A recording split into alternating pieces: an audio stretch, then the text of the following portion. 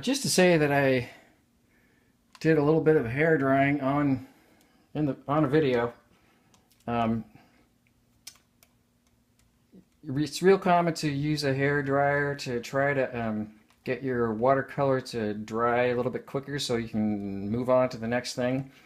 Um, some folks are anti hair dryers. Some folks like me just try to use them when necessary, but a couple things to watch out for is that you don't want to set it too high and get too close, or else you'll push around the wet color too much. Um, so I'm just gonna I have one that has low setting, so I usually hold it a fair bit of distance away. I'm not sure if that's in camera or not, but I have it on a low setting, and then when I'm pretty sure that it's mostly dry and I can turn it up.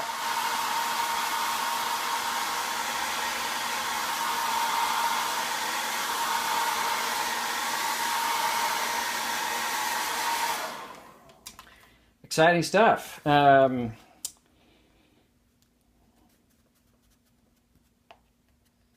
using the back of my finger just to see if it's cool to the touch still. Um, it's a little bit, but I'm not going to worry about that too much. We'll see what happens. What am I going to do on this guy? I think I'm going to go for a juicier wash in this shape right here. I keep dripping right there, which actually looks kind of interesting.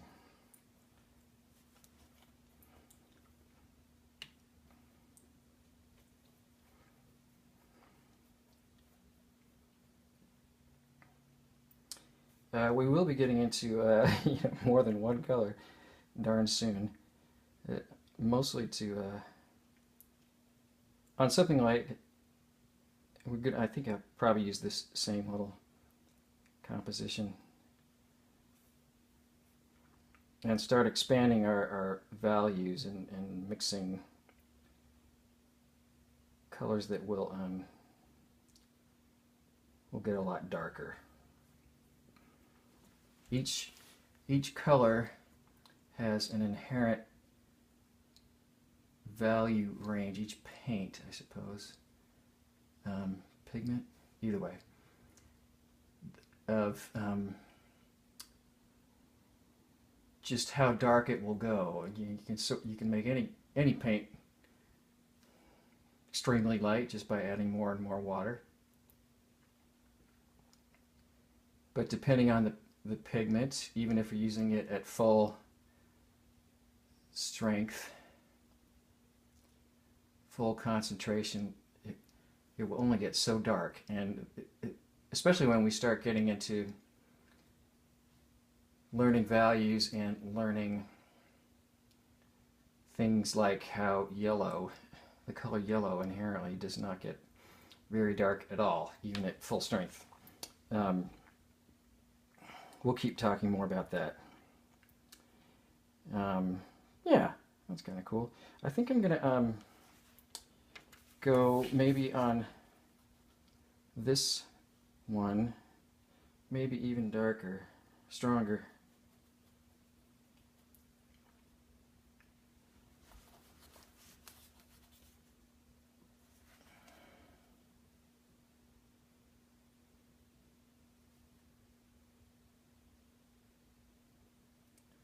This brush does have a pretty nice tip, so you can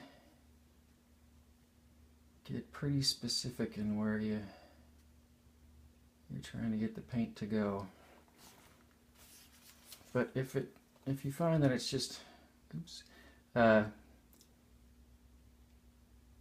little bit too unruly, once again, we'll be talking about smaller brushes as well.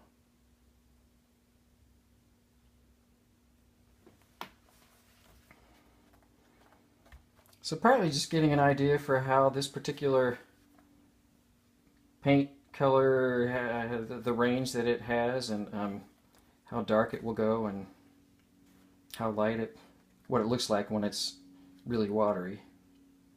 I'm one thing I'm doing now is one thing I almost always do, and that I move around the watery color in the shape that I've defined, within the boundaries of that shape I've defined, which is really a way of making the color nice and consistent. You'll figure out when you can do that, when things are sort of wet enough. If they're too dry, it won't work as well. But yes, let me see over here. Let's do something. Oh, let's. I think this. I'm gonna go for something stronger here. I think I'm going to use something stronger here, and then I'm going to try to make that sky, the sky part, pretty much as dark as this paint will let me, this color will let me go. So let's see here.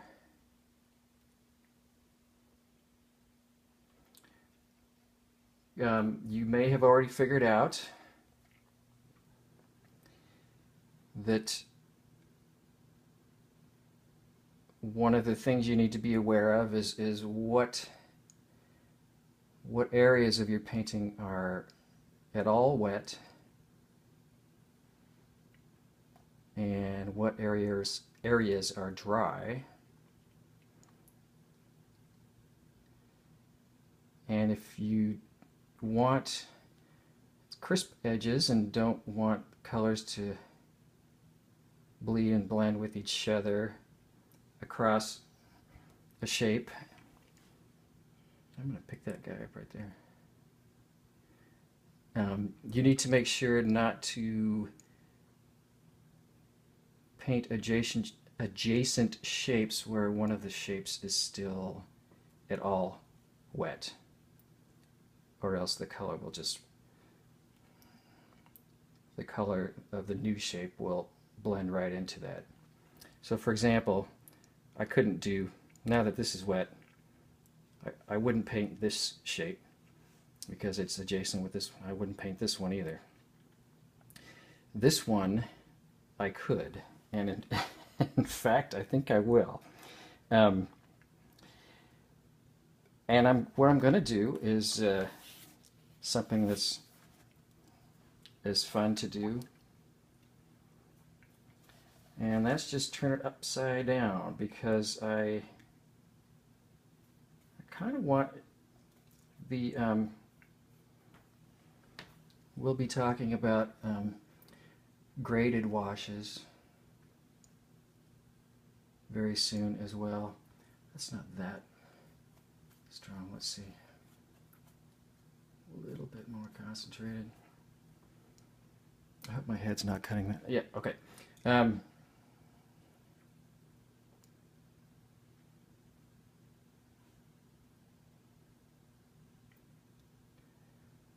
What you're hopefully figuring out too is that one way of making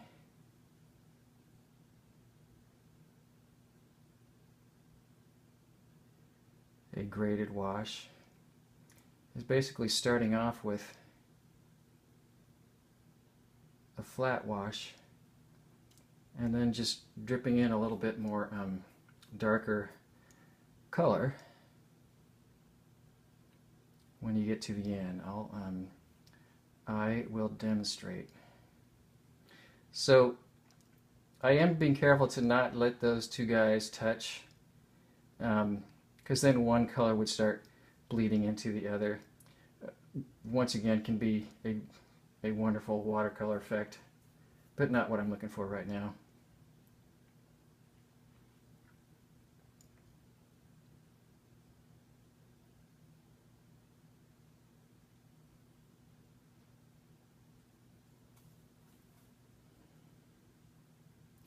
when you start tipping things around, you do want to make sure that you're not going to inadvertently kind of mess up another shape that still hasn't dried.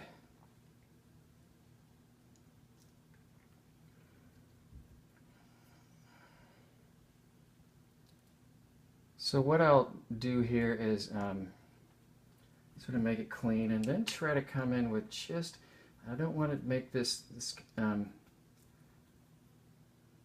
I'll talk about a couple different things, but I want to make sure I'm not going to introduce a bunch of water. But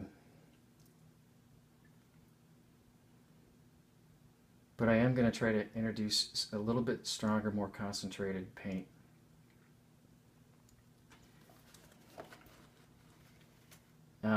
Because anytime you start, you start introducing different amounts of moisture, is when you start running into inconsistent drying over a shape, and it looks like that's going to happen on this one, but not terrible. I'll let it dry, and then if it's bugging me, I'll just put another layer over it. But normally what I would have done is